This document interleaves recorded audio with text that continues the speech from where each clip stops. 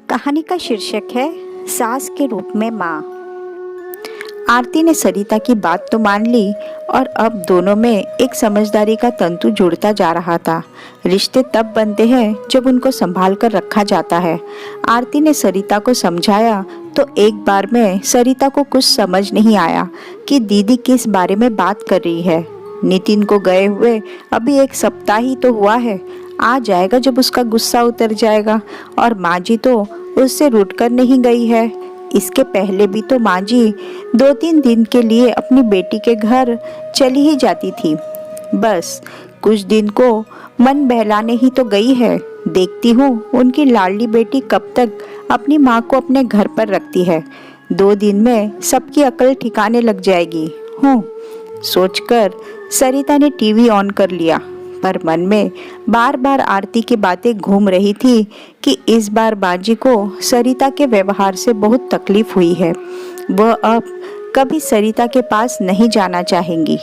ना आए मेरी बला से, सरिता ने सोचा। फिर अपने लिए एक कप चाय बनाकर बालकनी में चली आई। बाहर पार्क की तरफ देखते देखते वह जैसे अपनी गलती का मूल्यांकन करने बैठ गई। शादी के बाद जब वह नितिन के साथ कुछ दिन ससुराल में रहकर नवी मुंबई आई थी, तब यह छोटा सा फ्लैट और यह बालकनी उसे किसी स्वर्ग से कम नहीं लगा था। उसका ससुराल उत्तर प्रदेश के एक गांव में समरपुर में था और मायका सीतापुर में। पहली बार बड़े शहर आकर वह अपने आप को बहुत भाग्यशाली समझ रही थी। साथ ही जब अपनी सहेलियों से नितिन की और अपने किस्मत वाली होने की बात सुनती तो उसे खुद पर नाज हो आता।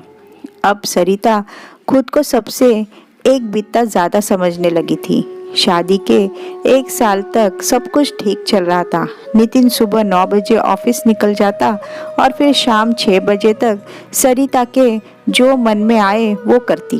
कभी सहेलियों से बतियाती, कभी फेसबुक पर अपना फोटो डालकर सबके तारीफों के कमेंट सुनकर खुश होती, कभी पास के मॉल में जाकर कुछ शॉपिंग कराती। इतनी स्वतंत्र तो वह मायके में भी नहीं थी। शाम को नितिन के आने के पहले सज धज कर तैयार हो जाती।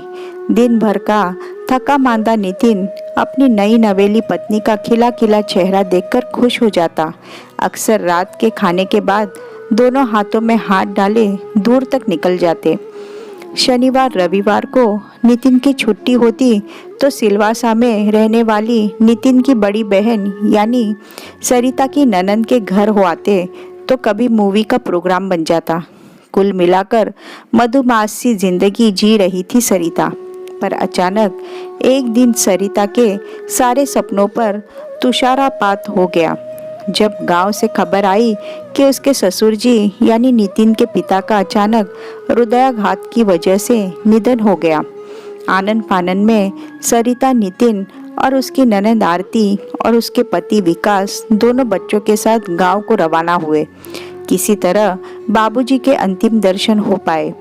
बाबूजी के यूं आकस्मिक निधन से माँ जी बिल्कुल टूट गई थी। दुख तो नितिन और आरती को भी बहुत हुआ था, पर पति के असमय साथ छोड़ जाने का दुख कितना दर्दनाक होता है यह माँ जी से बेहतर कौन जानता था।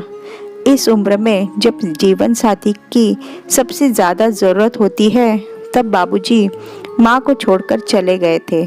मितभाषी और सरल स्वभाव की माँ को नितिन और आरती ने बचपन से बाबूजी की परछाई की तरह ही साथ रहते देखा था। अपना दुख सुख सिर्फ पति के से बांटने वाली माँ अब बिल्कुल मौन हो गई थी। 13वीं के बाद जब सब वापस जाने की सोच रहे थे तो उस रात माँ जी के सोने के बाद नितिन और आरती ने निश्चय किया कि अब गांव में माँ जी को अकेले छोड़ना ठीक नहीं होगा। अंत वह नितिन के साथ जाएगी और अब वही रहेगी। आरती इस बात से आश्वस्त हुई कि अब उसका माँ से मिलने का जब भी मन करेगा वह उनसे भाई के घर जाकर मिल लिया करेगी। सब अपनी अपनी बात रख रहे थे और इधर सरिता का मन एकदम बुझ गया था। उसे बखूबी पता था कि अब वह मुंबई में पहले की तरह नहीं रह पाएगी। भला सास के रहते बहू कैसे स्वतंत्र रह सकती है। परंतु सरिता ने अपने मन की बात किसी पर जाहिर नहीं होने दिया और सास को साथ ले जाने की तैयारी में जुट गई। वैसे भी नितिन रिश्ते निभाने में माहिर था, उसके लिए रिश्ते से बढ़कर कुछ नहीं था।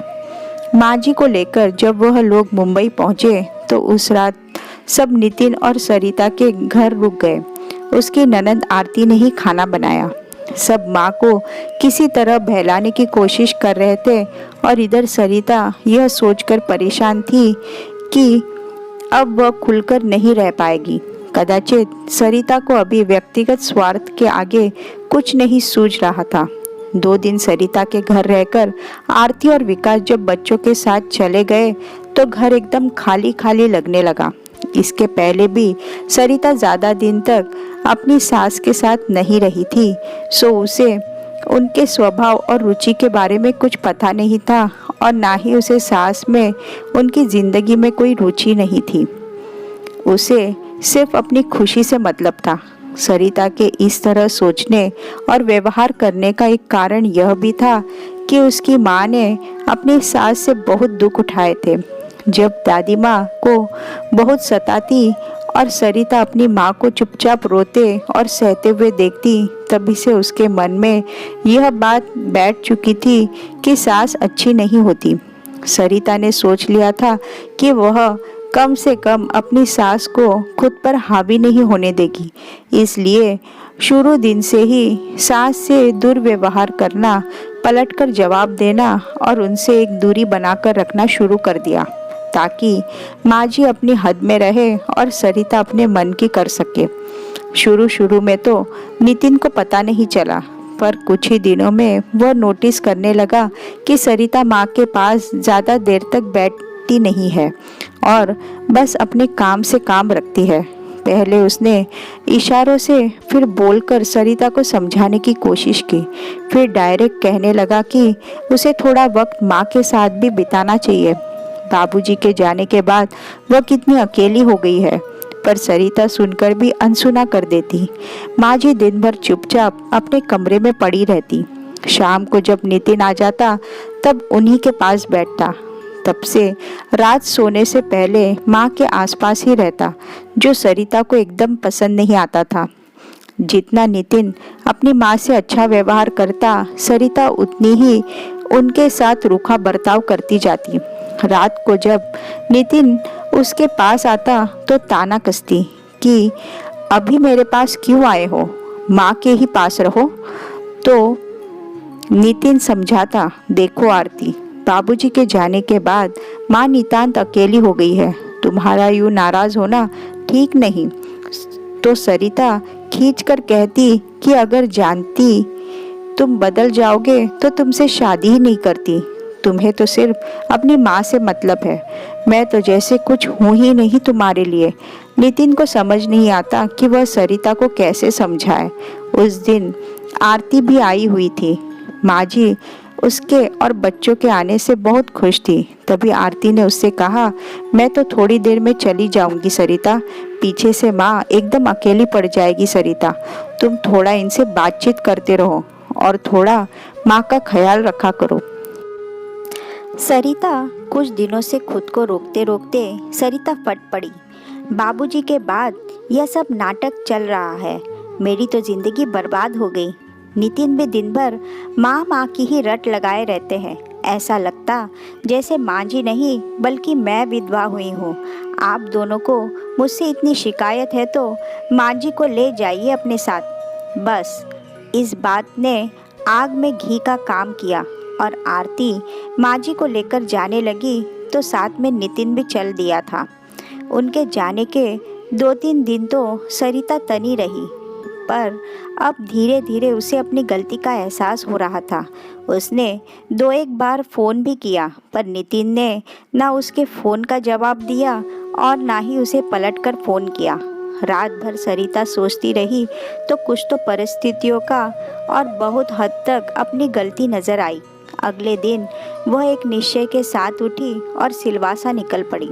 वहाँ जाकर सबसे पहले माँ जी से माफ़ी मांगी, फिर आरती और नितिन से माफ़ी मांगकर उन्हें मनाकर घर ले आई। सरिता के सरल हृदय, सीधे सच्चे ससुराल वाले लोगों ने बड़े प्यार से अपनाया था। अब सरिता की बारी थी इस परिवार को अपनाने की। अब सरिता समझ चुकी थी कि कोई ज़रूरी नहीं कि अगर उसकी माँ को ससुराल अच्छी नहीं मिली तो कोई ज़रूरी है उस अनुभव को अपने जीवन में उतार कर अपना जीवन भी खराब कर ले। माँ जी को घर लाकर सरिता को बहुत अच्छा लग रहा था।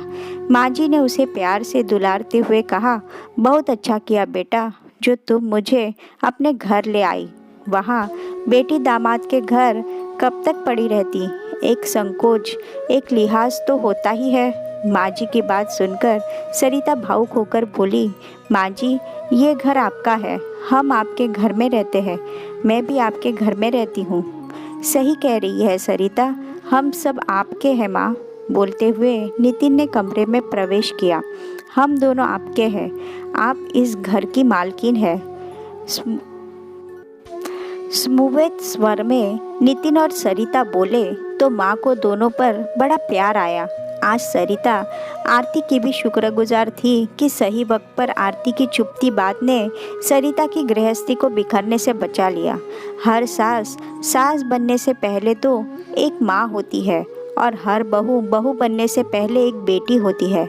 बस सास बहू में भी अगर माँ बेटी जैसा रिश्ता बन जाए तो ज़िंदगी कितनी खूबसूरत हो जाए और घर खुशियों से और प्यार से महकता रहे। सास बहू का रिश्ता वैसे तो बड़ा खूबसूरत बन सकता है, बस एक को समझदार होने की ज़रूरत और दूसरे को ममतामयी होने की ज़रूरत है। सरिता ने समय रहते अपनी सास के रूप में छुपी माँ को पहचान लिया था और उसकी गृहस्थी संभल गई थी।